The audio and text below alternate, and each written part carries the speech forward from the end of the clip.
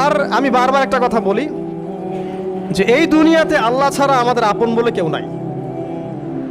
আপনি যাকে আপন মনে করেন না কেন, আমাদের সম্পর্ক আছে বাবার সাথে, মায়ের সাথে, স্ত্রী সন্তানদের সবার সাথে, আমাদের হক আছে, অধিকার আছে, সব ঠিক আছে। বিশ্বাস করেন আল্লাহ ছাড়া আপন বলে আপনার কেউ নাই। এই যে গার্লফ্রেন্ডকে আপন মনে হয়, এরা আপন না। স্ত্রী সন্তানদেরকে খুব আপন মনে হয়, আপনার মৃত্যুর পর 40 দিন সময় লাগবে না সব ভুলে যেতে। পিতামাতা, ভাই বোন সবাইকে আপন মনে হচ্ছে। পিতামাতার স্থান বাবা মার পরে, আল্লাহ রসুলের পরে, সেটা ঠিক আছে, তো আপন আল্লাহ ছাড়া তারা নন। আপনি তাদের মনোপুতভাবে নিজে প্রতিষ্ঠিত হতে পারবেন না, তারা আপনাকে চিনবে না। বলো সারাটা জীবন তোর পিছনে এত টাকা ঢাললাম, কি করলি? কিচ্ছু করতে পারলি না। আবার এখন যারা পিতামাতা হয়েছেন, সন্তানদেরকে আপন মনে হচ্ছে, দেখবেন এই সন্তানকে আপনি আপনার মনোপুতভাবে সম্পত্তি দিতে পারবেন না, ভরণ পোষণ দিতে পারবেন না। এই সন্তান বড় হয়ে আপনাকে বৃদ্ধাশ্রমে পাঠিয়ে দিতে পারে, নাউজুবিল্লাহ। অথবা আপনার সাথে এই সন্তানই খারাপ ব্যবহার করবে। আপন মনে হচ্ছে? আল্লাহ ছাড়া কেউ আপন না। আল্লাহ ছাড়া আপন কেউ না। আর আল্লাহ ছাড়া সত্যিকার অর্থে আপনাকে আমাকে ভালো কেউ বাসে না। শুধু আল্লাহই আপনাকে ভালোবাসেন। এটা আপনারা হারে হারে উপলব্ধি করবেন যত দিন যাবে ইনশাআল্লাহ। তাই শুধু সেই আল্লাহর জন্যেই নিজেকে খালেস করে দেন, আর যার যার হক তাকে তাকে দিয়ে দেন। দুনিয়াতে শান্তিতে থাকার ফিলোসফি বলছি, philosophy of happiness in this হায়াতুদ দুনিয়া, সেটা হচ্ছে যার যার হক তাকে তাকে দিয়ে দেন, নিজের হক আল্লাহর কাছে চেয়ে নেন। আর দুনিয়াকে আপন মনে করবেন না, আল্লাহ ছাড়া কাউকে আপন মনে করবেন না। আপনি সুখে থাকবেন ইনশাআল্লাহ। দুনিয়ার দাসত্ব করবেন, আল্লাহ ছাড়া অন্য মানুষদেরকে আপন মনে করে নেবেন, দেখবেন আপনি পদে পদে কষ্ট পাবেন। কারো কাছে আশা করেন না, কষ্ট পাবেন না। আমি এই প্রসঙ্গে কথাগুলো বললাম যে দুনিয়াকে আপন মনে করতে নাই, আর আল্লাহকে আপন মনে করতে হয়। আল্লাহকে আপন মনে করলে তখন আমার উপর কিছু দায়িত্ব চলে আসে। কি দায়িত্ব? আল্লাহ আমাকে সৃষ্টি করেছেন, রিজিক দিয়েছেন, লালন পালন করছেন, বাঁচিয়ে রেখেছেন, তার হাতে আমার মৃত্যু, তার হাতে সব কিছু। তো এখন আল্লাহ পাকের জন্য নিজের জীবনটাকে খালেস করে নেওয়া, যেভাবে আল্লাহ পাক চলতে বলেছেন সেভাবে চলা, যেগুলোকে আল্লাহ পাক নিষেধ করেছেন বর্জন করা। আর রাসূলুল্লাহ সাল্লাল্লাহু আলাইহি ওয়াসাল্লামের সুন্নাহ আল্লাহ পাক রেখে দিয়েছেন আমাদের সামনে। এই সুন্নাহগুলো যদি আমরা অনুসরণ করতে পারি, ইনশাআল্লাহ এই দুনিয়াতে কিছু পাই বা না পাই, ইনশাআল্লাহ পরকালে আপনি আল্লাহর ক্ষমা পাবেন ইনশাআল্লাহ তাআলা। কোরআনের সূরাগুলোর অর্থ সব খুতবায় বলা যায় না, সময় সংকুলন হয় না। এত চমৎকার ওয়াদ-দুহা সূরা আছে না, শপথ দ্বিপ্রহরের, ওয়াল-লাইলি ইযা সাজা, শপথ রাতের যখন সেটা আচ্ছাদিত হয়। মা ওয়াদ্দাআকা রাব্বুকা ওয়া মা ক্বালা, আল্লাহ কত মায়া দিয়ে তার নবীকে বলছেন যে তোমার আল্লাহ তোমাকে ছেড়েও দেন নাই, তোমার আল্লাহ তোমাকে ছেড়ে দেন নাই। ওয়ালা সাউফা ইউতিকা রাব্বুকা ফাতারদা, শীঘ্রই তোমার রব তোমাকে দান করবেন এবং তুমি সন্তুষ্ট হয়ে যাও। দুনিয়াতে চলতে গেলে দুঃখ কষ্ট হয় না? যারা ঈমান নিয়ে চলে ওদের দুঃখ কষ্ট বেশি হয়। তা আল্লাহ বলছেন টেনশন করো না, কষ্ট পেও না, তোমার রব তোমাকে ছেড়ে দেননি। ওয়ালা সাউফা ইউতিকা রাব্বুকা ফাতারদা, তোমার রব তোমাকে শীঘ্রই দান করবেন আর তুমি সন্তুষ্ট হয়ে যাবে। আলাম ইয়াজিদকা ইয়াতীমান ফাআওয়া, আল্লাহ বলছেন আল্লাহ কি তোমাকে ইয়েতিম রূপে পাননি, এরপর আল্লাহ কি তোমাকে প্রতিপালন করে বড় করেননি? ওয়াজাদাকা দাল্লান ফাহাদা, আল্লাহ কি তোমাকে পথভ্রষ্ট পান নাই, তোমাকে আল্লাহ পাক হেদায়েত দেন নাই? তো আল্লাহ যে এগুলো করেছেন সে আল্লাহ তোমাকে পরকালে ইনশাআল্লাহ ভালো রাখবেন। ফাআম্মাল ইয়াতীমা ফালা তাকহার, তো তুমি ইয়েতিমদের প্রতি কঠোর হয়ো না। ওয়াম্মাস সাইলা ফালা তানহার, কেউ চাইলে তার হাতকে খালি ফিরিও না, ধমক দিও না। ওয়াম্মা বিনিআমাতি রাব্বিকা ফাহাদ্দিস, তোমার রবের এই সমস্ত নিয়ামতগুলো তুমি মানুষের কাছে বর্ণনা করতে থাকো। এর পরের সূরার দিকে খেয়াল দেখবেন, সূরা আলাম নাশরাহ লাকা সাদরাক, মনে হয় দুটো একটা আরেকটার সাথে পেয়ার। আলাম নাশরাহ লাকা সাদরাক, আমি কি তোমার হৃদয়কে প্রশস্ত করে দেই নাই? ওয়াদা'না আনকা ওয়িজরাক, তোমার বোঝাগুলো হালকা করিনি? কাকে বলছেন এগুলো আল্লাহ পাক? রাসূলুল্লাহ সাল্লাল্লাহু আলাইহি ওয়াসাল্লাম। তো যে মানুষটা জান্নাতে যাবে নিশ্চিত, এবং যিনি জান্নাতের দরজা না খুললে জান্নাতের দরজা কারো জন্য খোলা হবে না। যে মানুষটা হচ্ছে ভদ্র, স্মার্ট, বিচক্ষণ, কোনো মানুষ পৃথিবীতে নাই। সকল ধর্মের মানুষ মানে এটা। কিছু আছে শয়তান, মানুষ টুবি শয়তান, এরা মানে না, বাট দেখবেন ম্যাক্সিমাম মানুষই মানে, হোক সে ইহুদি বা খ্রিস্টান বা হিন্দুইজম বা মুসলিমরা তো মানেই, সবাই মানে। মুহাম্মদ সাল্লাল্লাহু আলাইহি ওয়াসাল্লামের মতো স্মার্ট, বিচক্ষণ, ভদ্র, সুচরিত্রের মানুষ পৃথিবীতে কোনোদিন আসেও নি, আসবেও না।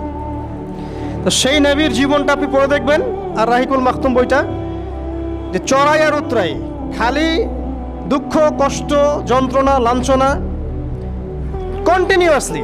আমাদের নবী সাল্লাল্লাহু আলাইহি ওয়াসাল্লাম তো 1 মাস শান্তিতে ঘুমানো নাই নবী হওয়ার পরে। যখন তিনি মারা যান, ফাতিমা রাদিয়াল্লাহু আনহার কথা মনে আছে না? কানে কানে কি জানি বললেন।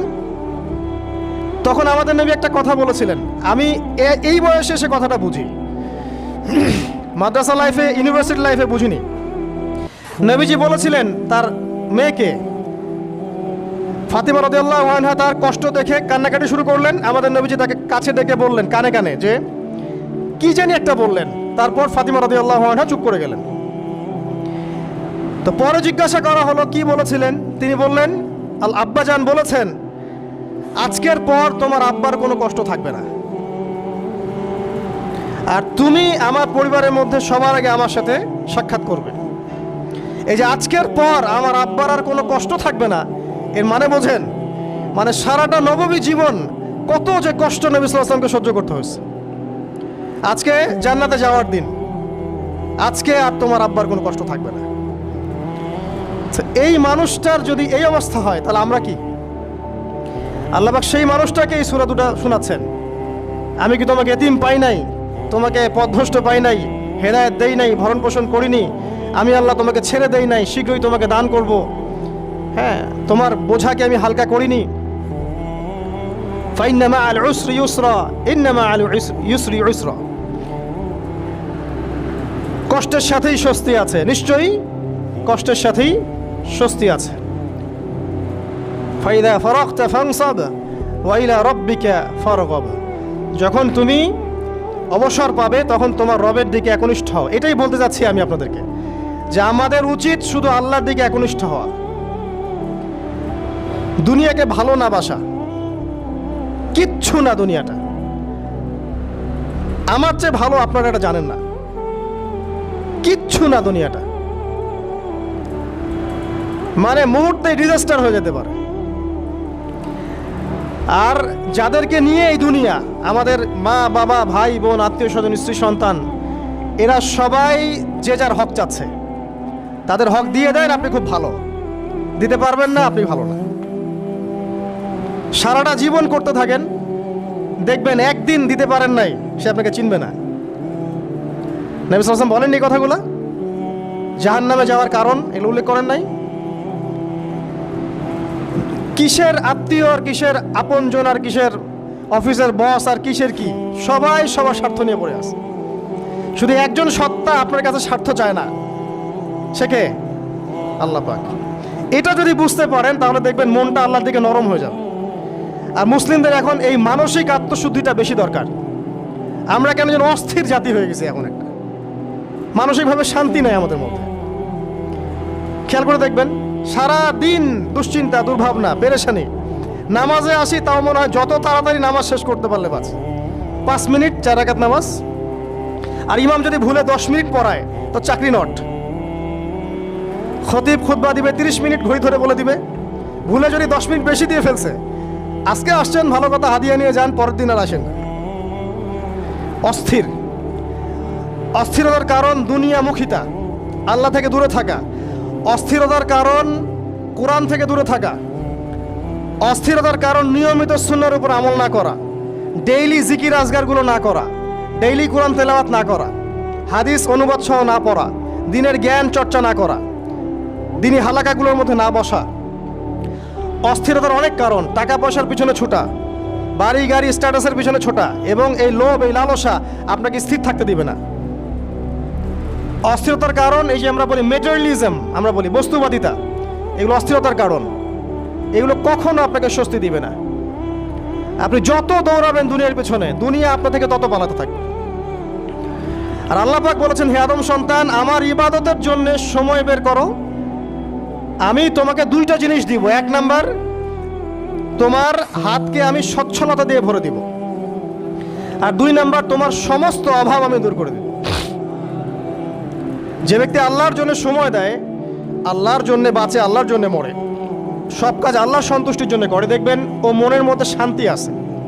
হয়তোবা তার 5তলা 10তলা বাড়ি নাই, BMW নাই, সুজুকি জিক্সার নাই, তারপরে দেখবেন সে অনেক শান্তিতে আছে, কারণ তার মনের মধ্যে একটা প্রশান্তি কাজ করে। আর যে ব্যক্তির মধ্যে দেখবেন আল্লাহর কনসিয়াসনেস নাই, ইবাদত নাই, কোরআন সুন্নাহ এগুলো কিচ্ছু নাই, দুনিয়ার সব আছে, দেখবেন ব্যাংক ব্যালেন্স, টাকা পয়সা, মনে শান্তি নাই। এই মনের শান্তিটাকেই উসমান রাদিয়াল্লাহু আনহু বলতেন যে আল গিনা, মানে ধনাঢ্য, ধনী বলি না আমরা, এটাই হচ্ছে ধন, কিছু না।